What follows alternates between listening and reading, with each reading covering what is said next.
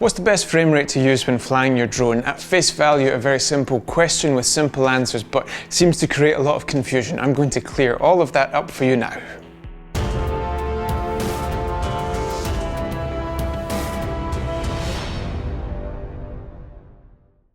Hello, I'm Stewart and welcome to Drone Film Guide, the channel where we learn to fly like filmmakers.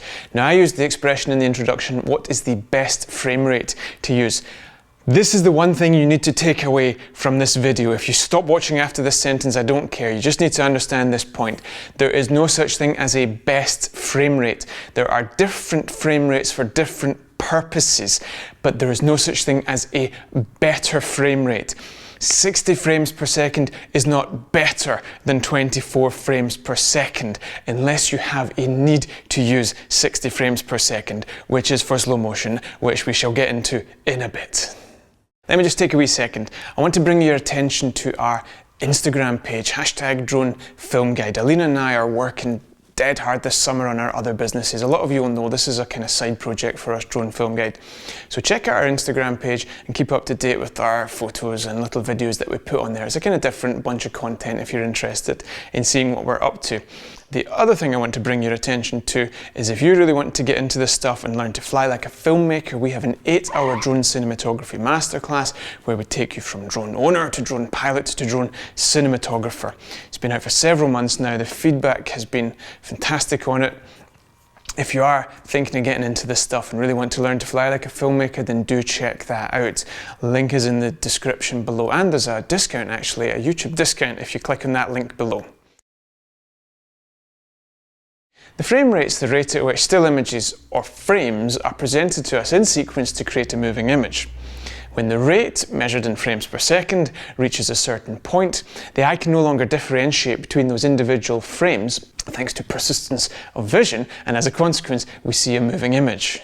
So coming back to what I said before, there's no such thing as a best frame rate. There's just a correct frame rate for the outcome that you're trying to achieve. And the desired outcome will be defined by either your own requirements and/or that of your client. So you need to get that clear in your head before you set off.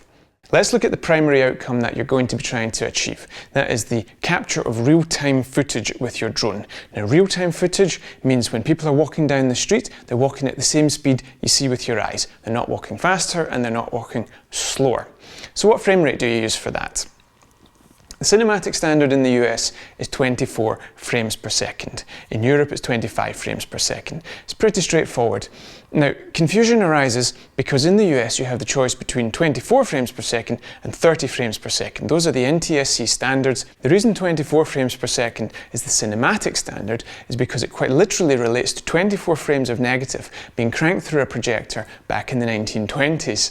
The reason it was 24 frames and not 47 frames or something like that is because film stock was expensive, so they needed the lowest number that was easily divisible by 2, 3, 4, 6, 8, etc., etc. So the editor could quite literally chop up the negative into quarter of a second, half a second, etc., etc. So it was an economic decision, and that's how we ended up at 24 frames per second. 10 years later, when US television broadcast standards were being unified in the early 1930s, a new frame rate of 30 frames per second was introduced, this time the driving force being the frequency of the electrical current coming through the system as opposed to number of images on the negative. In order to avoid any distortion of the image, there had to be harmony between the electrical current and the refresh rate of the television, and as such the two needed to speak. So anyway, so there we ended up with 30 frames per second. So that's why in the US at least, when we're trying to achieve real-time footage, we have two frame rate options, 24 frames per second and 30 frames per second. Now, in terms of drone footage, the go-to frame rate is 24 frames per second. Hollywood is our benchmark. As I say though, if you're doing this for a client or if you know that this is for broadcast purposes, you're going to get some kind of remit clarifying exactly what kind of frame rate you have to present and what kind of exported footage you need. So maybe 30 frames per second is the right frame rate. But if in doubt, stick with 24 frames per second. It's easy in Europe. In the 60s, the PAL system was devised to harmonise frame rates across Europe, again to coordinate with the electrical system, which in Europe the current was coming through at 50 Hz. So for us, 25 frames per second gives us real-time footage. The only time you would choose a frame rate higher than, say in Europe, 25 frames per second is because you want to slow it down in post to 25 frames per second and give you nice buttery smooth slow motion. So let's say I want to shoot slow motion on the Mavic Air, I shoot 50 frames per second and then I'm able to slow it down to 25 frames per second, stretch out all those extra frames and I get nice smooth slow motion. That is the only reason. I nearly lost my mind when I watched a video on YouTube. Someone was talking about a new camera and it was going to film 60p 4K and how that was going to be better than 24 frames per second. That was so cool. And I was like, no, this is completely wrong information. But obviously, because we're all on YouTube here, we're all experts naturally. I mean, in the comments, a lot of people said this is misinformation, but a lot of people also said this is so helpful, thank you so much. So, it's difficult to get a clear answer here. More frames are not better frames, they just serve a different purpose. So why not shoot everything in 50 frames per second, let's say, so that you then have the option of slowing it down, but you can also play it at real time if you wish. Well, it doesn't really work, and the reason it doesn't really work is because it looks weird. It just looks like live action kind of computer game, documentary news report. It doesn't really work. Now, okay, fine, if you're making YouTube videos and you want to shoot at 60p real time and play it back in real time, that's fine, that's a look maybe, but we're taking cinema as our standard, not YouTube. So sticking with cinema, in 2012, Peter Jackson released The Hobbit in 48 frames per second in cinema. You know, it was a kind of trailblazing idea, credit to him for that, but it was absolutely panned as an idea because it took away from the cinematic experience that we are used to seeing for the last 100 years. The complaints were that it just looked like a television news report, it looked like a documentary, it looked like some kind of sports broadcast on some amped up television that you would see in the electrical store. It just didn't look right.